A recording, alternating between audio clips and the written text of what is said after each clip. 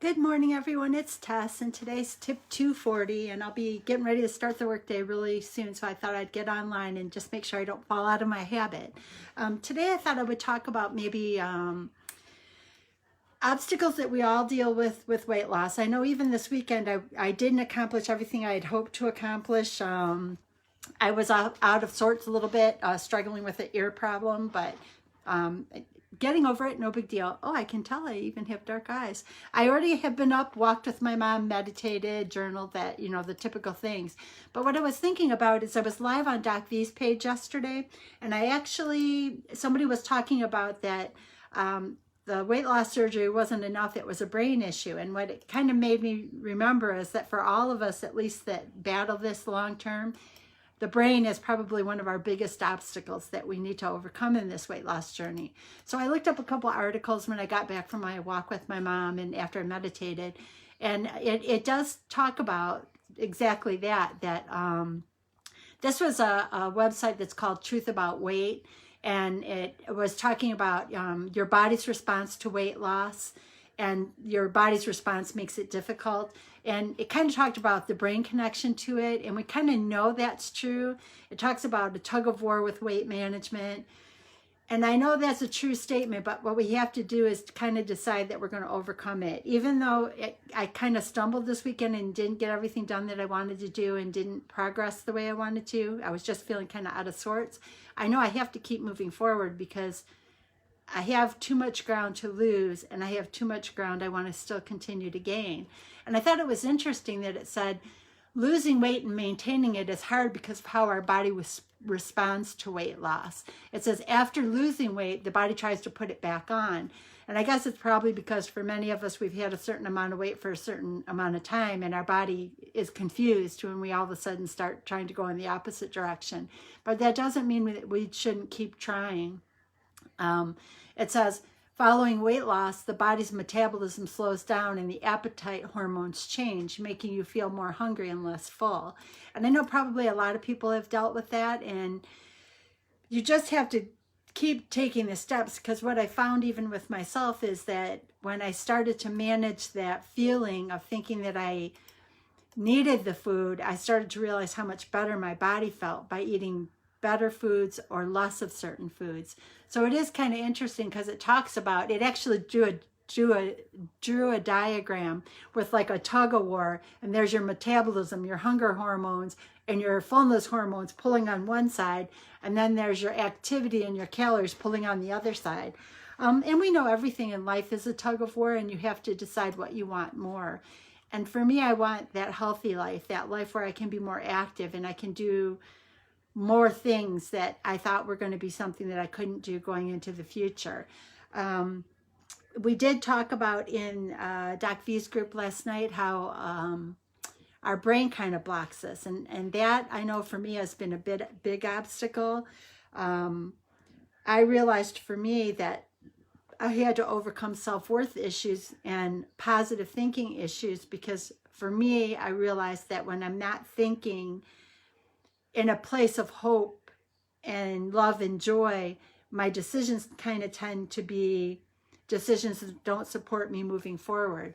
So when it talks about the brain, there may be the scientific things that it talks about, like your metabolism and what your body's trying to do with what your patterns you've established.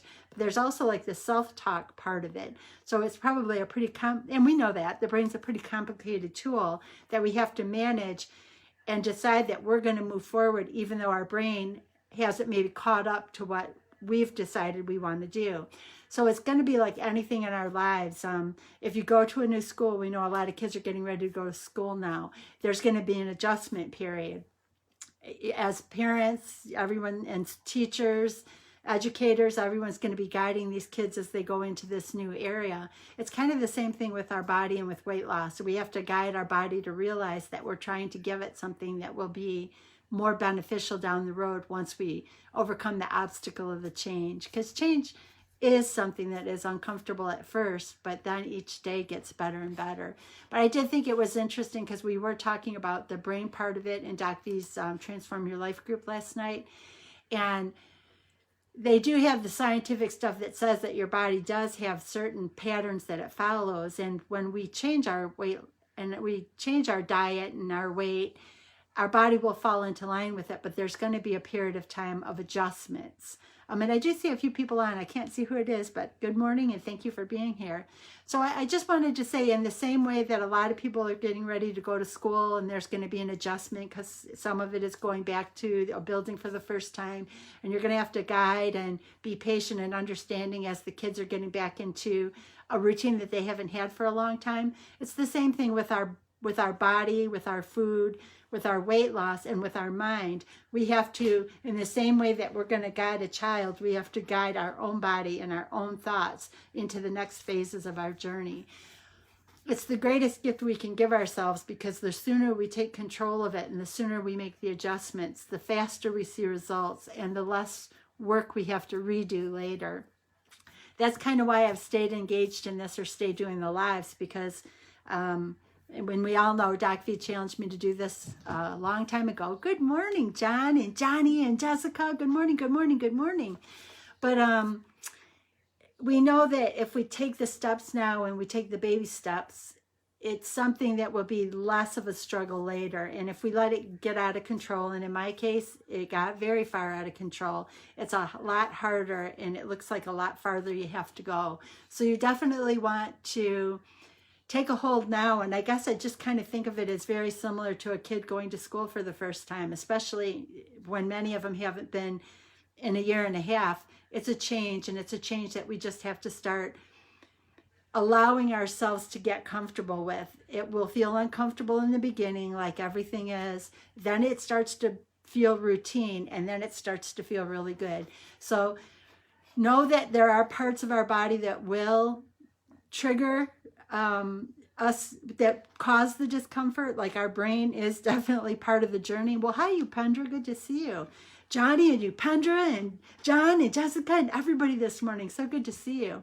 So know that there are studies that say our brain plays a part of it, and know that we can overcome it. And it's the same thing as if we're guiding a child into the school or guiding somebody into their first day of a workforce.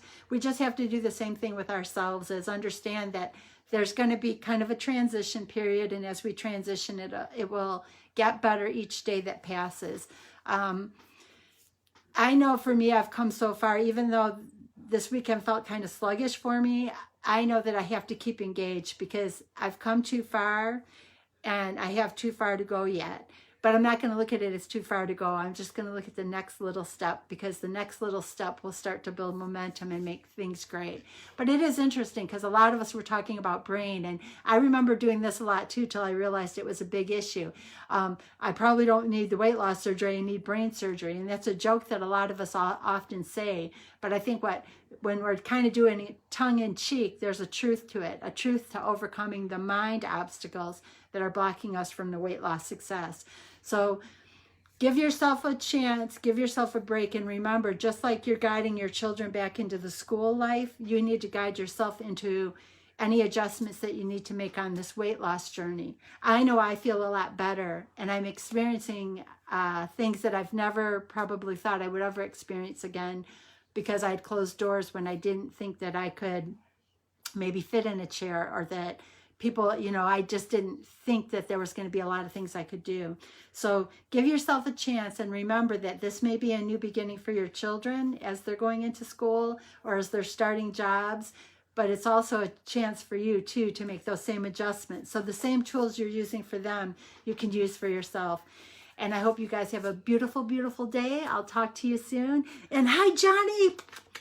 Good to see you, buddy, and good to see John and Jessica and Upendra. And I'm not sure who else is on. I don't see anyone else, but thank you for being here, and take steps to make your life better. I am so grateful for where I am now. I remember what it was like when I was 160 pounds heavier, and this life is worth everything that you could do to be more active and more engaged, so that you can have the relationships and the people in your life that matter. And I can't wait to see Mr. Johnny. He's going to be huge from what I saw last.